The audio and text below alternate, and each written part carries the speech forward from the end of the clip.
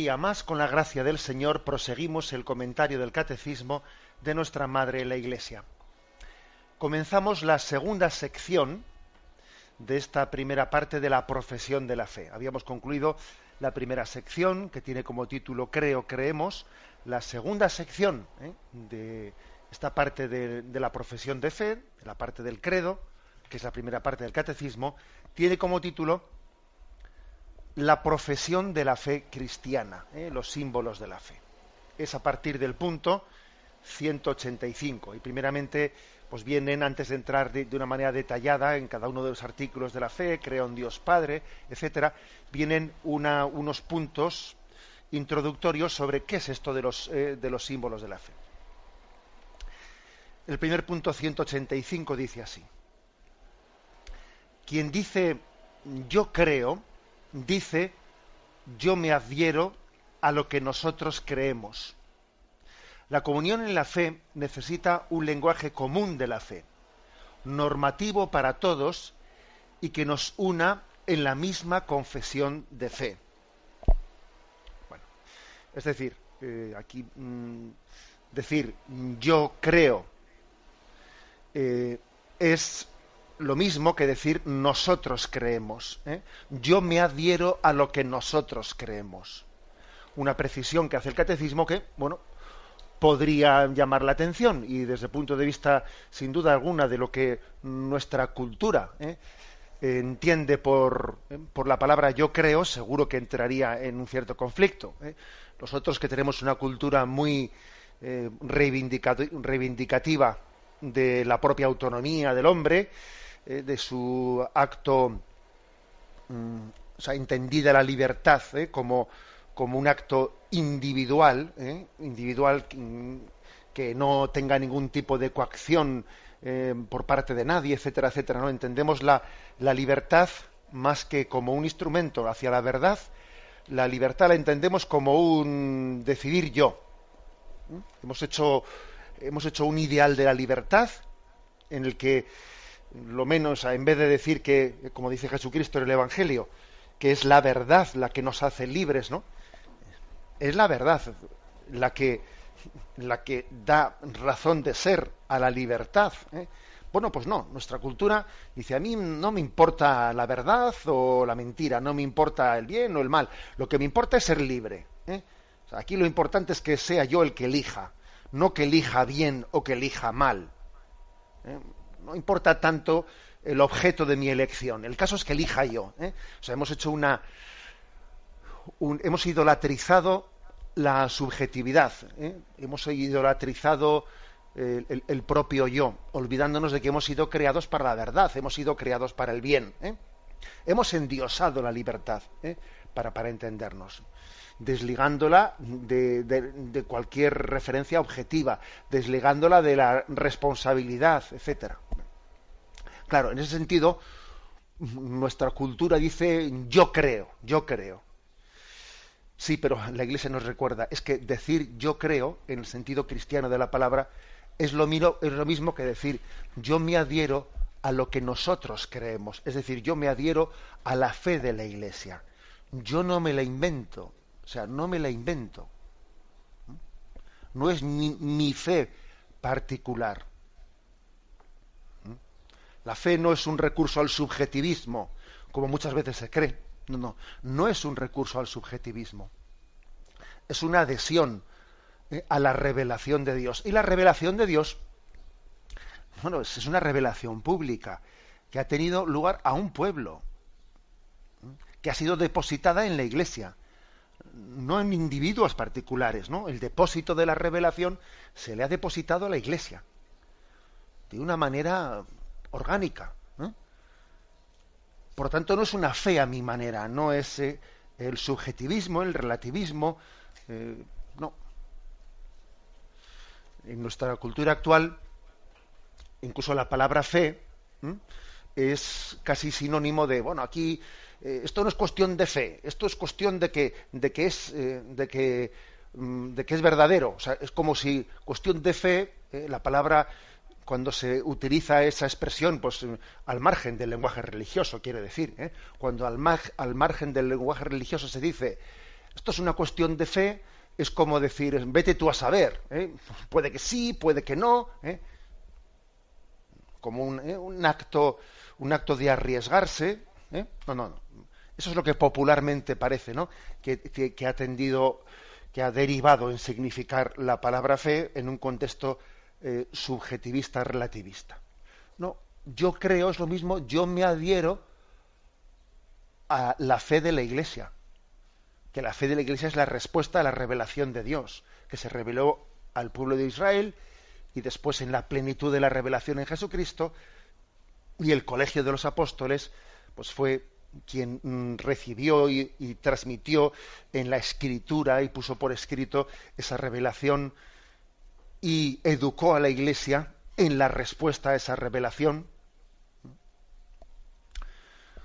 Siempre fijaros que nosotros hemos distinguido entre revelación pública y revelaciones particulares o revelaciones privadas. Revelaciones privadas son las que, bueno, pues puede tener un santo a título particular, en el sentido de que, bueno, pues el Señor o la Virgen María tienen una manifestación hacia él, es una revelación privada que no es una revelación pública, y que en todo caso, si la Iglesia le concede la veracidad, no lo hará bajo fe a todos los creyentes, no lo propondrá como algo obligatorio para ser creído, y además le concederá el grado de veracidad precisamente porque coincide con lo que es la revelación pública, con lo que es la revelación pues culminada en Jesucristo. Bueno, pues por eso no estamos hablando aquí de una fe particular mía, no, es la fe de la Iglesia. Es la fe de la Iglesia que responde a la revelación de Dios que llamamos pública, no revelación privada, sino revelación pública acogida por la Iglesia y predicada por ella. Bien, esta es la afirmación primera. Y después dice, la comunión en la fe necesita un lenguaje común, normativo para todos, que nos una en la misma comunión de fe. Alguno diría, bueno, lo de menos es el lenguaje, lo importante es que los sentimientos que tengamos estemos unidos, ¿no?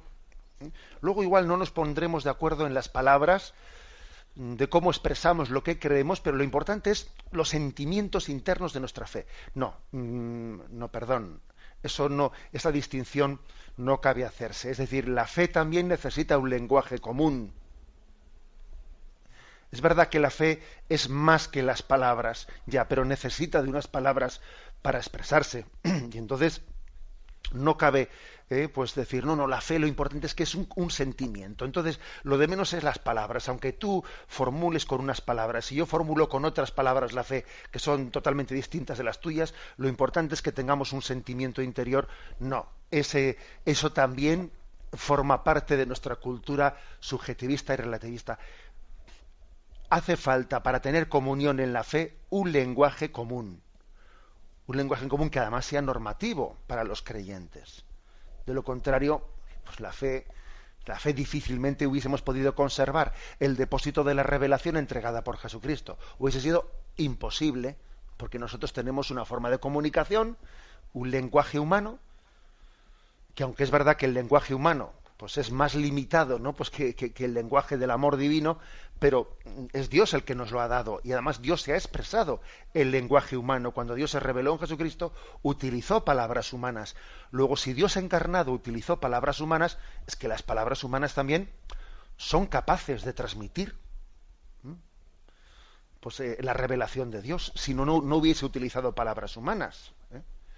Es verdad que no solo utilizó palabras humanas, que también utilizó hechos, actos, signos, bien, pero también utilizó palabras humanas para interpretar esos signos, esos milagros, etcétera. Bueno, el hecho de que tengamos un lenguaje común que lo expresamos en los credos, en determinadas fórmulas de la fe, tiene mucha importancia, y es obvio que es importante que conozcamos ese lenguaje de la fe. Por ejemplo, ¿no?, pues cuando hablamos de que creemos en un solo Dios que tiene tres personas, Padre, Hijo y Espíritu Santo. Tres personas distintas en un solo Dios verdadero. una sola naturaleza divina y tres personas. Bueno, ¿qué más dará? Eso son formas de hablar. No, un momento. No digas qué más da.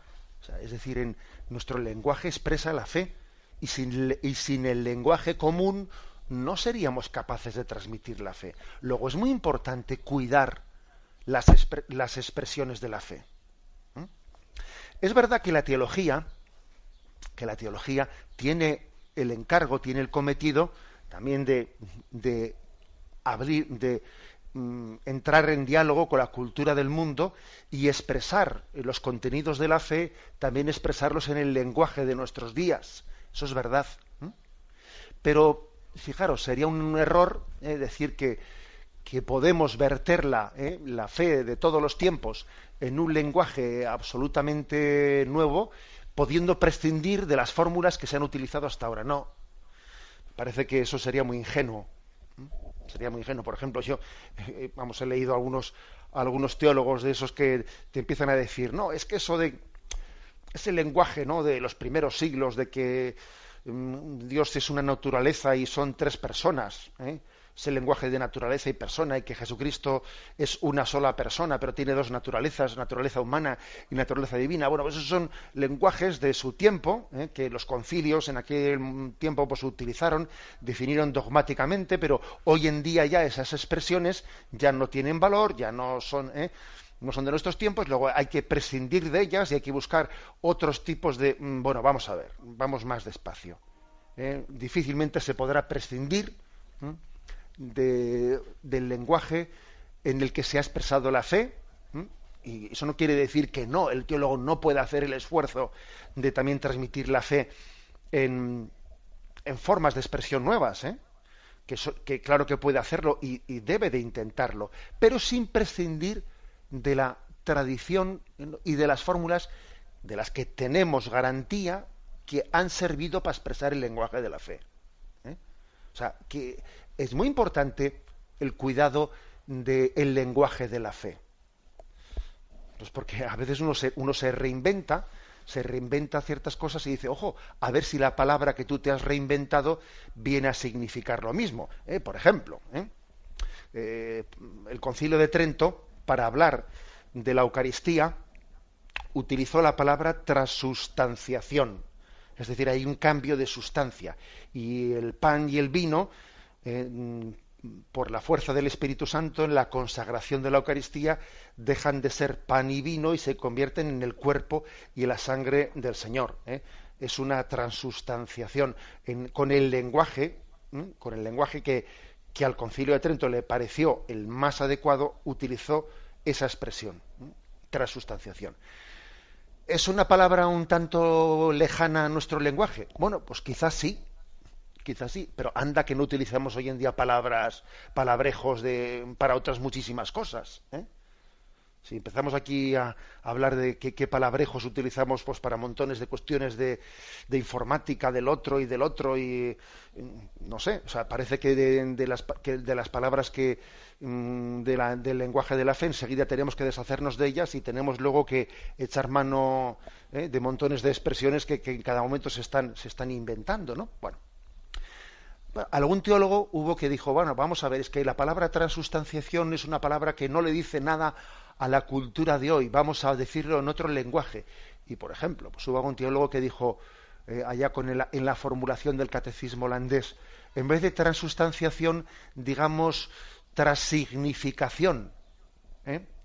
Pero claro, pero su santidad Pablo VI, que era papa en aquel momento cuando se hizo el catecismo holandés, le dijo, un momento, transignificación no es lo mismo que transustanciación, porque que un pan cambie de significado no quiere decir que cambiar de significado no es lo mismo que cambiar de ser, porque lo que la Iglesia dice es que el ser del pan, aunque tenga la apariencia del pan, es Cristo quien está presente. Sin embargo, si tú dices, que este pan ha cambiado de significado para mí, yo que soy creyente, para mí el pan significa a Jesús. Pero bueno, una cosa es que signifique a Jesús. También la bandera significa la nación, pero en la bandera no está la nación, la bandera es un trapo.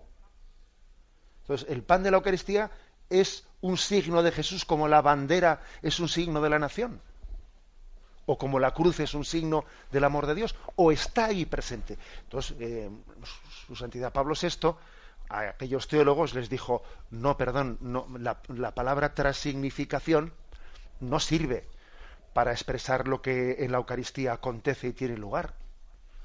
Bueno, se dijo transustanciación entonces. No estamos diciendo que no se pueda utilizar más que esa palabra, pero veamos a ver si queremos buscar otra palabra, bueno, que sea una palabra que exprese verdaderamente el misterio, no que lo esté de alguna manera limitando. O sea, es decir, que el lenguaje común para expresar la fe es importante, es normativo. Es normativo. Y aunque tenemos que hacer en la teología principalmente, ¿no?, el esfuerzo de buscar un lenguaje, ¿no?, cada vez más comprensible, significativo, etcétera, no podemos prescindir de las palabras con las que se ha transmitido la fe. Y especialmente en la liturgia, en la catequesis, en la oración, pues como es lógico, se utilizan las palabras con las que en la tradición de la Iglesia hemos expresado la fe. Pues en un credo, en la liturgia, en la oración, en una catequesis, tenemos que servirnos de esas palabras formuladas en los credos, formuladas en los catecismos, en la tradición de los concilios, etcétera, para tener una garantía de que estamos hablando de lo mismo. Si cambiamos totalmente las palabras, difícilmente tenemos una garantía de que estamos hablando de lo mismo en la comunión de la fe. Me despido con la bendición de Dios Todopoderoso, Padre, Hijo y Espíritu Santo. Alabado sea Jesucristo.